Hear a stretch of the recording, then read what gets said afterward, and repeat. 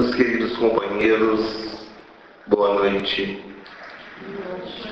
Que a doce paz de Jesus, o amigo incondicional das nossas vidas, possa nos envolver nesta noite, para que ao estudarmos mais uma das curas do seu Evangelho, fazendo a meditação profunda das nossas vidas, possamos encontrar a nossa cura real. Naquela tarde de sexta-feira, uma dor inenarrável envolvia o coração daquela mulher. Ela não sabia por que sofria tanto. A notícia já havia corrido de boca a ouvido que na quinta-feira, logo após a última ceia, o seu mestre do amor houvera sido levado do Monte das Oliveiras para o Sinédrio, onde Anás e Caifás, ao cair da madrugada, levou-o para julgamento e ele foi condenado. Agora, ela recebera a notícia de que na sexta-feira pela manhã, Jesus houvera sido levado ao pretório, à presença de Pôncio Pilatos, para que o Império Romano pudesse resolver o destino daquele homem inocente que estava sendo atacado pela sociedade. Ela soube, por meio de amigos, que ali no pretório, quando Pôncio Pilatos perguntou ao povo o que eles desejavam, eles escolheram a Barrabás, o homem perigoso daquela região, em detrimento de Jesus. Quando Pilatos perguntou o que deveriam fazer com aquele ser que estava à sua frente, que ele não via pecado, o povo gritou: crucifiquem-no, crucifiquem-no. E o cordeiro inocente seguiria direto para o matadouro, carregando nas suas estreitas de pedras largas de Jerusalém a sua cruz.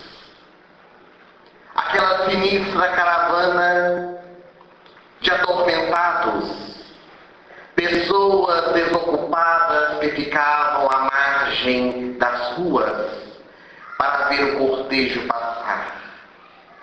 Em todas as épocas houve aqueles que adoraram ver a desgraça alheia. E aquele homem, alquebrado pela dor de ter recebido mais de 70 chibatadas, 35 no seu dorso, 35 nas suas pernas, com a coroa de espinhos sobre a sua cabeça, como a zombar: este é o rei dos judeus. Em silêncio seguia o cortejo rumo ao Monte Gólgota. Aquela mesma multidão que no domingo anterior o havia recebido com os ramos de oliveiras nas mãos, gritando: salve, este é o rei dos judeus. Naquela tarde de sexta-feira, ali zombavam e riam, dizendo: tu és rei, tu és mestre, então jogue a sua cruz ao chão e liberta-te a ti mesmo. O silêncio era a resposta. Nenhum gemido de dor, nenhuma lástima. E pé ante pé, ele carregava a sua cruz para nos ensinar a carregar as nossas cruzes. Ele já havia caído naquela estrada por 2 vezes. A primeira, ele caiu diante das mulheres piedosas do Evangelho. Aquelas mulheres que ali estavam junto dele para sofrer os últimos momentos. Maria, a sua mãe, amparada por João, Salomé, a mãe de Tiago e João, Joana de Cusa, Madalena e Esmeretriz, e tantas outras que beberam daquela fonte inesgotável de amor e sabedoria que era o seu Evangelho, e ali estavam para dar o seu testemunho. Onde estavam os homens? Onde estavam os apóstolos? Onde estavam aqueles que ele havia curado durante a sua estada na terra? Nenhum deles. Somente João, o apóstolo amado. E quando ele caiu pela primeira vez, ao escorrer do chão, com o peso da cruz em seus ombros, que pesava em torno de 70 quilos, ele olhou para aquelas mulheres e lhes disse: não choreis por mim, chorai antes por vós, porque se fazem isso ao ramo verde, o que não farão ao ramo seco. A ladeira era difícil de ser subida, e o mestre de Nazaré continuaria caminhando em direção aos muros da cidade, para que ao sair dele pudesse chegar ao pequeno outeiro de 15 metros de altura, onde ficava o Monte Gólgota. Quando ele passava por aquelas ruas, não suportando o peso da sua cruz, ele cai pela segunda vez. E agora as mãos fortes de um soldado pegaram o homem que estava assistindo o cortejo. Tratava-se de Simão, o Cirineu. Ele estava em Jerusalém porque a sua filha estava doente, com febre muito alta, e ele viera buscar o medicamento para poder oferecer à sua pequena. Ele houvera visto aquela movimentação nas ruas, queria saber do que se tratava, e ali estava por curiosidade, quando então ele foi empurrado para ajudar Jesus a carregar a sua cruz. E este homem que entrará para a história com o nome de Simão o Cirineu, quando ergueu a cruz junto com Jesus e os seus olhos se cruzaram com os dele, ele sentiu uma vibração tomar conta do seu ser. E quando ele chega em casa, narram as tradições espirituais que a sua filhinha estava curada pelas bênçãos do Mestre Jesus. A turba vinha exaltada, gritando, os soldados chicoteando os ombros de Jesus. E mesmo tendo Simão Cirineu para ajudá-lo, as forças já perdidas pelo cansaço da estrada, ele cai pela terceira vez. E quando ele cai pela terceira vez ao chão, eis que essa mulher, que estava no meio da multidão assistindo e sofrendo as dores com seu mestre, Verônica, ela tem um impulso inenarrável dentro de si para ir ao encontro dele. E na tela da sua memória, porque o nosso pensamento ele é incrível, ele nos leva, nos traz na velocidade da luz. Ela ali, naquele átimo de minuto, vendo a dor de Jesus caído ao chão, volta no tempo. E ela volta naqueles dias transatos, quando morava em Cesaré de Filipe, na Decápole, Uma mulher que era estigmatizada por uma enfermidade. Ela sofria de um fluxo sanguíneo há mais de 12 anos. Nenhum médico daquela época logrou curá-la. Ela procurou os sacerdotes do templo, ela procurou os feiticeiros daquela época, submeteu-se ao exorcismo. Ela fez tudo que as profecias sagradas diziam que deveria se fazer para atingir a purificação. Mas ninguém conseguiu estancar a sua dor e o seu sofrimento. E amargurada, ela fechou-se dentro de si mesma, afastou-se das multidões, vivia na solidão dentro do seu lar, porque temia a sociedade que não tinha compaixão, considerada impura por todos. Ninguém podia tocar, ninguém podia sentar no lugar em que ela se sentava, ninguém podia deitar na sua cama. Tudo que ela tocasse ficava impuro. E ela foi sofrendo aquele desespero, atormentada, e questionava-se interiormente: será que seu mal era um castigo de Deus? Será que era uma punição por algum mal que ela houvera praticado? Ninguém lhe trazia a resposta. Ela já estava a perder as esperanças, quando ela teve uma vontade inenarrável de sair daquela pequenina cidade de Cesareia de Filipe para ir a Cafarnaum. Porque Cafarnaum, naquele tempo, era uma cidade muito conhecida.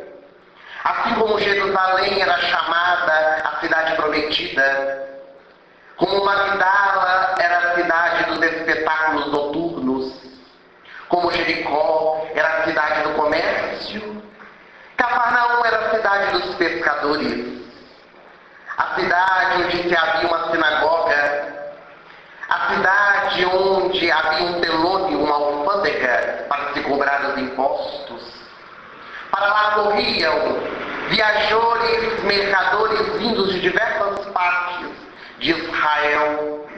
E ela acreditava que talvez ali em Cafarnaum ela pudera encontrar um homem, um médico, ou algum remédio que pudesse estancar o seu sangue. Talvez aquela seria a sua última esperança. E buscando forças renovadas dentro do seu ser, ela saiu do esconderijo da sua casa para irem ao encontro desse alguém que talvez pudesse libertá-la da sua doença, da sua enfermidade. Quando ela chegou em Cafarnaum, ela pôde escutar sobre a vida desse homem. Ela pôde escutar pelas ruas da cidade a notícia que corria de boca a ouvido de que o mestre de Nazaré realizava maravilhas. Ele trazia vista aos cegos, ele limpava os leprosos, ele fazia andar os paralíticos, ele devolvia a vida àqueles que eram tidos como mortos. Quem era esse homem que ela desejou profundamente conhecer? E começou a procurá-lo pela cidade. Ela ansiava por ter com Jesus, conversar com ele, quem sabe, dele receber a cura. E ela vai encontrar o mestre na praia, junto ao mar da Galileia. Uma multidão o envolvia, e ela pôde ver de longe um homem que ela conhecia, um homem muito famoso na cidade, chamado Jairo. Ele estava chorando aos pés de Jesus, porque pedia para que o mestre pudesse ir à sua casa, porque a sua filha estava em tormentos, estava nas vascas da morte. E ele tinha certeza de que se Jesus fosse ao seu lar, estendesse a mão em direção a ela, ela ficaria curada. E Jesus, tomado de compaixão por aquele que pedia, rogava a sua presença, decide ir ao encontro dessa menina. E quando Jesus sai a caminhar em direção à casa de Jairo, acompanhado dos seus apóstolos e também de uma pequena multidão, Verônica, a mulher hemorroísta, ela se embrenhou no meio daqueles homens e mulheres para ver o que iria se suceder. A chance da sua cura estava a poucos metros de distância. Ela desejou gritar por Jesus, para que ele pudesse fazer algo por si, diante dos seus tormentos, diante das suas aflições. Mas ali no meio da multidão, ela tinha medo. Quantos a conheciam naquela cidade e sabia que ela era impura, que ela trazia aquele estigma da doença? Ela não tinha coragem de levar a sua voz para pedir a Jesus que pudesse curá-la. E no seu íntimo, ela acreditava que se pudesse tocar na orla do seu vestido, se ela pudesse ao menos tocar em Jesus, ela ficaria curada. E ela vai adentrando no meio da multidão, com essa coragem das mulheres do Evangelho, e consegue, em determinado momento, abaixando-se no meio daqueles que estavam mais próximos de Jesus, tocar em seu vestido. Ela gritava sem voz. Ela pedia socorro sem palavras. E quando ela toca no vestido do Mestre, ela sente uma vibração estranha envolver todo o seu ser, e o sangue que escorria dela há 12 anos pelas hemorroidas, naquele instante secou. Ela sentiu que as dores que ela sentia há tantos anos ali passava, e Jesus, o meigo Rabi da Galileia, no mesmo instante que aquela mulher o tocou, ele parou, olhou para Simão, o seu apóstolo, e lhe perguntou: quem me tocou? De mim saiu virtudes. Quem me tocou? O apóstolo truculento, aquele que era o mais velho de todos, olhou para Jesus e lhe disse: mas Senhor, todos te tocam, todos querem retirar de ti as suas energias, toda a massa que está em volta de nós, de alguma forma está te tocando. E Jesus voltou a afirmar: de mim saiu virtudes. E aquela mulher que estava a poucos passos do Mestre não pôde mais se ocultar. O seu coração acelerado, as suas pernas trêmulas, as mãos suarentas, ela atirou-se aos pés de Jesus em pranto e lhe disse: fui eu, Senhor, fui eu que te toquei. Eu sabia que se ao menos eu tocasse em suas vestes, eu ficaria curada. E senti, Senhor, as tuas vibrações me envolver. E te disse: eu estou curada. O Mestre, com o seu olhar manso, com a sua voz dúlcida como um favo de mel, Soergueu aquela mulher que estava ajoelhada aos seus pés, olhou profundamente em seus olhos e lhe disse: filha, a tua fé te salvou. Vai em paz e ser curada do teu mal. Verônica levantou-se dali uma outra mulher. Parecia que algo a fazia voar nas asas da imaginação. Ela recordou a sua infância, o período da sua juventude, ali diante de Jesus. E não percebera que o tempo passou, aqueles homens se afastaram à multidão e ela ficara ali ebetada, olhando para a natureza que trazia o convite à meditação. Quando caiu em si, percebeu que estava sozinha. Ela voltou para a sua cidade, Cesareia de Filipe, que ficava do outro lado do mar. E ali, quando ela contou a notícia para os seus familiares, eles não acreditaram. Como pôde um homem qualquer ter curado aquela que há tantos anos sofria? Mas a constatação foi feita através da população que não viu mais o sangue espalhado por onde ela passava. E a notícia começou a correr em toda a cidade de que um grande milagre houvera sido acontecido. Verônica estava curada das dores físicas, mas agora um sentimento estranho envolvia o seu coração.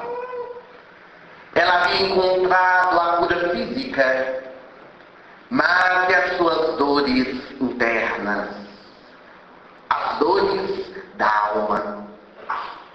Ela não podia ficar longe do seu mestre, porque ela houvera encontrado nele a resposta para todas as suas dúvidas.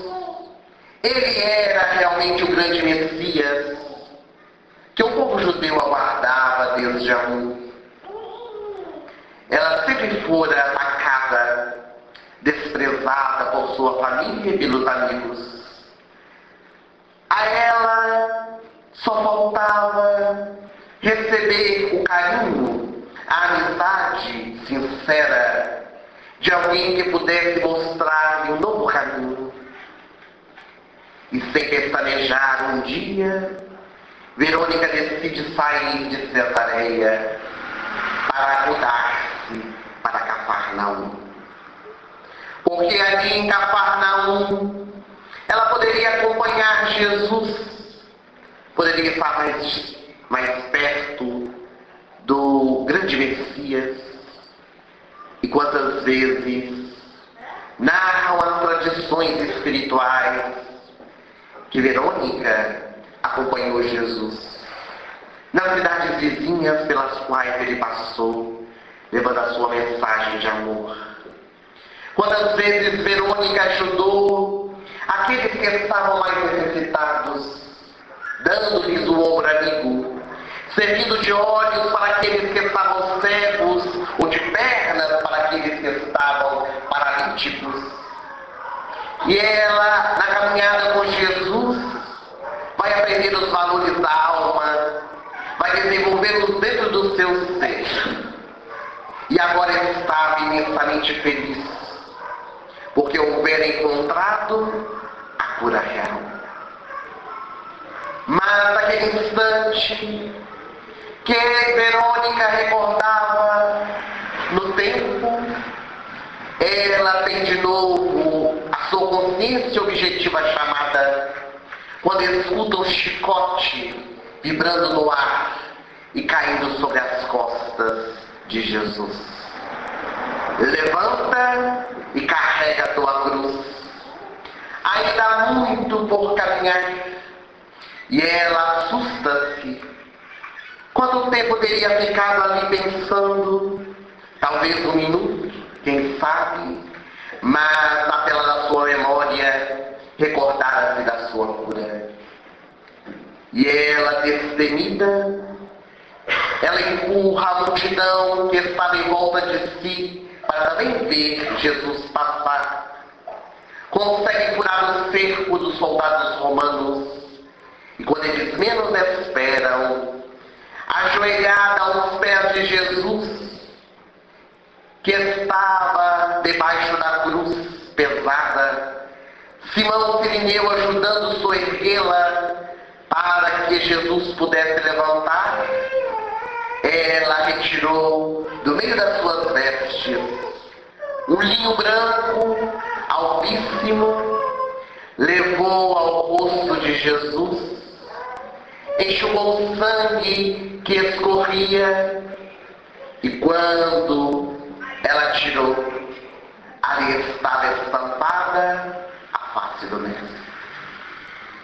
As lágrimas vinham em seus olhos, e Verônica, agora destemida, servidora, fiel, seguidora de Jesus, levantou-se, estendeu o pano para a multidão, mostrando a face do seu mestre ali encravada no linho branco, e cantou na língua hebraica: ó vós, homens que transitam pelo caminho, atende, atende, atende a dor do nosso mestre, que a sua dor seja também a nossa dor. E à medida que o peito arfante de Verônica cantava, as pessoas assustadas olhavam o pano, e os soldados retiraram-na com as suas mãos fortes de perto do rabi. Quando os olhos de Jesus se levantaram, olhou profundamente nos olhos dela, nada disse. O silêncio muitas vezes fala mais do que 1000 palavras, conforme disse mais tarde o poeta. E no interior da sua alma, Verônica pôde entender o que o olho de Jesus queria lhe dizer. Obrigado, minha filha. Eu lembrar-me-ei de ti para a eternidade. E foi assim que essa mulher extraordinária entrou nas páginas do Evangelho. Ela acompanhou um cortejo até o Monte Gólgota, viu seu mestre ser despido diante do povo, o pano ser colocado nas suas partes pudentes, e aqueles imensos pregos de mais de 28 centímetros corroerem as suas carnes. Ela viu o seu mestre ser levantado na cruz, com as forquilhas, as ferpas da madeira escalabrada enfiarem suas costas, e ali ajoelhada, juntamente com as outras mulheres, ela chorava o pranto daqueles que entendiam o que o povo fazia com Jesus. E ela pôde escutar da boca do Mestre o seu último ensinamento, quando ele disse: Pai, perdoa-lhes, porque eles não sabem o que fazem. Verônica foi essa mulher que, depois de ser curada por Jesus, transformar a sua vida, agora desejou, no momento em que o mestre mais precisou, dar a sua contribuição. Se ele um dia secou o sangue que escorria dela, agora ela desejava também secar o sangue que escorria dele. Era uma forma de agradecimento. Ele que fizera tanto pelos homens, e receber em troca uma cruz infamante. E Verônica continuou nas lides do Evangelho, trabalhadora e servidora do seu mestre, com a sua vida dando testemunho de amor. A mulher hemorroísta do Evangelho, Verônica, ela foi marcada durante muitos anos por esse estigma do fluxo sanguíneo hemorroidal. Durante 12 anos, ela gastou todas as suas despensas, todo o dinheiro que possuía, para poder encontrar a cura, mas não havia logrado. Ela sofreu a marginalização da sociedade, porque, conforme nós dissemos, era considerada impura. As tradições da Torá hebraica, o livro deixado pelos grandes profetas e por Moisés, que trazia as diretrizes para o povo judeu, dizia em uma de suas leis, que está no livro Levítico, no capítulo 15, 19 a 30, a seguinte informação: quando uma mulher tiver um fluxo de sangue, e que seja fluxo de sangue ao seu corpo, permanecerá impura 7 dias. E durante 7 dias a sua impureza, das suas regras, quem a tocar ficará também impuro. Quando uma mulher tiver um fluxo de sangue de diversos dias, fora do tempo das suas regras, ela também ficará impura. E onde se assentar, onde dormir, qualquer homem que a tocar também ficará impuro.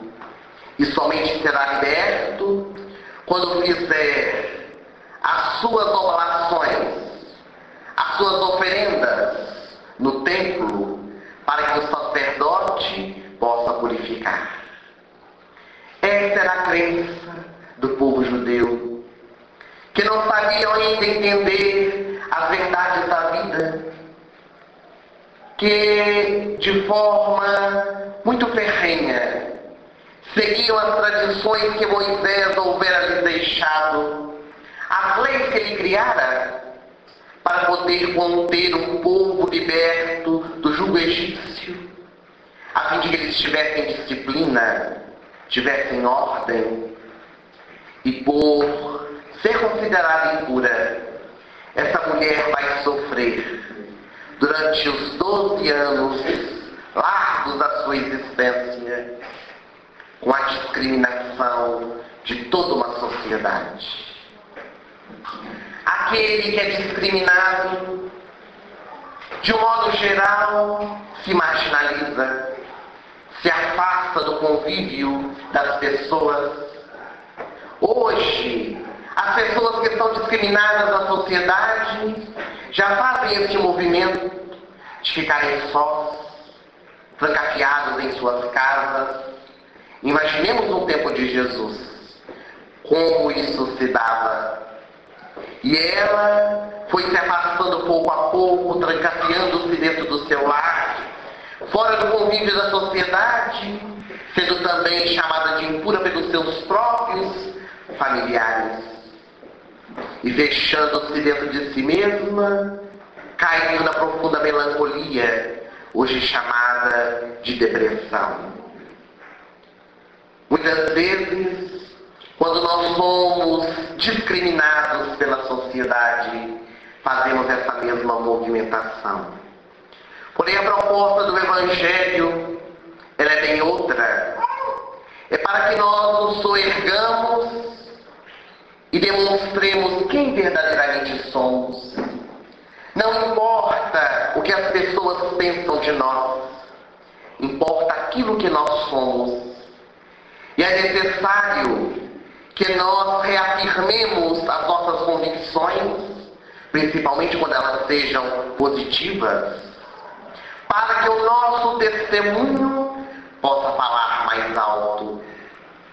Paulo de Tarso, o apóstolo dos gentios, ele já houvera falado que na nossa vida devemos ser quente ou frio, porque o morno será vomitado pela minha boca. É necessário que nós abracemos aquilo que acreditamos, para que possamos assim estabelecer um contato mais direto com as pessoas que estão à nossa volta. Porque se a discriminação existe, é porque muitas vezes nós próprios nos discriminamos. E é muito oportuna essa cura de Jesus para estudarmos nessa terceira semana espírita da Univale, porque muitos de nós que abraçamos o Espiritismo ainda somos estigmatizados, ainda somos marginalizados por uma sociedade que não soube entender o valor que o Espiritismo possui. Todas as religiões nos levam a Deus. Todas as religiões cristãs trabalham com a proposta do Evangelho de Jesus. O Espiritismo, essa doutrina que surgiu para aclarar a nossa mente acerca do Evangelho, para nos esclarecer, para nos instruir, para poder nos oferecer o caminho seguro, a fim de que possamos retirar o espírito da letra e entendermos as mensagens e as lições que Jesus nos deixou. O Espiritismo, muitas vezes confundido com a Umbanda, o Candomblé, a magia negra, merece de cada um de nós o respeito, assim como também estes cultos afro-brasileiros. E cada um de nós que abraçamos essa proposta, deveremos assumi-la, informando, orientando aqueles que estão à nossa volta para o que é o verdadeiro Espiritismo. Numa linguagem simbólica, nós podemos dizer que na cidade de Angelândia, essas 4 irmãs desbravadoras do Evangelho nessas terras são como essa mulher hemorroísta, que não temeram e se levantaram para mostrar a face de Jesus estampada através do Espiritismo. Como Verônica, elas saíram do anonimato, muitas vezes dentro do seu lar, para trabalhar a bandeira e levar a mensagem do Evangelho à luz da doutrina espírita a todos aqueles que desejarem. E é por esse motivo que aqui hoje nos encontramos reunidos. Charles, o nosso companheiro, no livro A Cura Real, este livro que estamos lançando, fazendo uma análise da cura da mulher hemorroísta, ele vai nos lembrar de uma doença que tem assolado a tantas criaturas que não entendem o que se passa consigo: a agorafobia, o medo da criatura estar em público, o medo da criatura se mostrar quem é, por causa dos julgamentos alheios. E muitas vezes o agorafóbico, ele se fecha, ele se internaliza e não deseja conviver com os outros. Na melancolia, na depressão, ele vai deixando-se envolver cada vez mais. E quantos são aqueles que caminham para as valas do suicídio? Essa mulher hemorroísta era uma dessas mulheres agorafóbicas que fechou-se dentro do seu lar. Mas que altaneira um dia decidiu sair em busca da sua verdadeira cura. Encontrou a esperança brotando dentro do seu coração. Porque a esperança é essa luz que não deve ser apagada dentro do nosso ser. A esperança de dias melhores. O ditado popular já nos diz que depois da tempestade sempre vem a bonança. E quando nós nos esforçamos, quando nós trabalhamos para alcançar, se for do nosso merecimento, nós receberemos. Porque nem sempre aquilo que nós desejamos, nós merecemos. Nem sempre aquilo que nós desejamos é o melhor para nós. Deus sabe de todas as nossas necessidades e nos atende conforme aquilo que necessitamos para a nossa caminhada. Segundo o benfeitor espiritual Fritz Schein, esse amigo que escreveu nas páginas desse livro, numa mensagem que ele titulou Fé Inigualável, ele vai relembrar que a mulher hemorroísta do Evangelho, ela é notável porque encontrou a sua cura real e porque demonstrou tamanha fé. Ela acreditava que se tocasse nas vestes de Jesus, ficaria curada. Ela criou para dentro de si a certeza de que poderia alcançar os seus objetivos, os seus ideais, e procurou atingi-los. Quantas vezes a nossa vida, a nossa fé, ela é cambaleante. A nossa fé não é altaneira como é dessa mulher. Nós apenas dizemos crer, mas quando a dificuldade surge, nós já não demonstramos a mesma crença. É porque na nossa vida, dizem os estudiosos da fé, nós apenas cremos e não sabemos. Quando nós sabemos, nós temos essa força mantenedora da vida a nos levar para a frente, para o alto. Quando nós apenas cremos, quando a dor chega, nós nos desesperamos, nós nos revoltamos. E é curioso que as páginas do Evangelho não nos dizem em nenhum momento que Verônica, embora tenha sofrido 12 anos, fosse revoltada. Ela sofria. Sofria por causa do preconceito das pessoas que viravam as costas para ela, mas não lamentava. E procurava a cura para o seu mal. Muitas vezes, quando o mal assola a nossa vida, ao invés de nós nos levantarmos e, através da fé, procurarmos os recursos, nós deixamos envolver por aquela dor, deixamos cair sobre uma cama, fechamos dentro de nós mesmos e pioramos ainda mais a nossa situação. A proposta do Evangelho nesta noite, quando nós estudamos a mulher hemorroísta, é que nós desenvolvamos no nosso coração essa fé pura e verdadeira. Não a fé cega, mas a fé raciocinada, que questiona, que procura se instruir, que deseja crescer e seguir à frente. Que não é uma fé que diz apenas Senhor, Senhor, porque nem todos aqueles que dizem Senhor, Senhor entrarão no reino dos céus.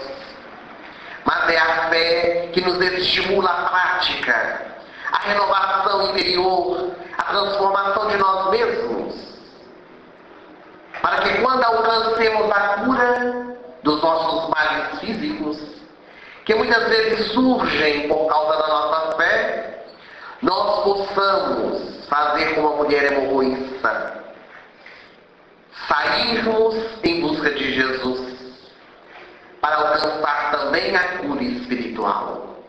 Ela desejava mais. Teve o seu sangue estancado, mas desejava mais. Fritz Schein, na mensagem Fé Inigualável, ainda vai nos lembrar que para nós atingirmos a cura dos nossos males, além da fé, é preciso também ter o merecimento e a vontade. É preciso que nós passamos por merecer a misericórdia divina, que vai atender a cada um de nós segundo as nossas obras. É necessário nós agirmos, nós abrirmos a porta para que Jesus possa entrar. Porque ele mesmo dissera: batei e eu abrirei, buscai e achareis, pedi e obtereis. É necessário que na nossa existência nós possamos dar o primeiro passo. As mãos de Jesus estão estendidas para nos soerguer da lama do charco que nós nos encontramos, mas é preciso que nós desejemos sair daquela condição para uma melhor. É preciso que nós queiramos pelo menos tocar nas vestes de Jesus e saber que Ele é a cura para todos os males. Porque quando na nossa vida nós nos desesperarmos, quando em nossa vida nós acharmos que não há nenhuma solução para as nossas aflições, sempre existirá. Sempre haverá esse mestre incomparável, esse amigo de todas as horas, que está pronto para nos auxiliar, nos ajudar. No Evangelho de Jesus, nós temos o nosso roteiro e o nosso guia para encontrarmos a nossa redenção. No Evangelho de Jesus nós encontramos todas as respostas. Quando tivermos em dúvida daquilo que vamos fazer na nossa vida, paremos, meditemos e analisemos, se fosse Jesus, o que Ele faria. E com certeza a nossa consciência irá apontar o rumo certo, a estrada que nos levará para a frente e para o alto, para encontrarmos a nossa redenção. Que na noite de hoje, ao podermos estudar essa cura da mulher hemorroísta, possamos nos recordar do seu testemunho de amor. Se antes, alguns anos atrás, ela era aquela mulher que se escondia, que se fechava dentro do lar, se ela era aquela mulher que saía do meio da multidão com medo do que eles podiam lhe fazer, ao encontrar e conhecer Jesus, ela se entregou de corpo e alma a Ele na Via Crucis.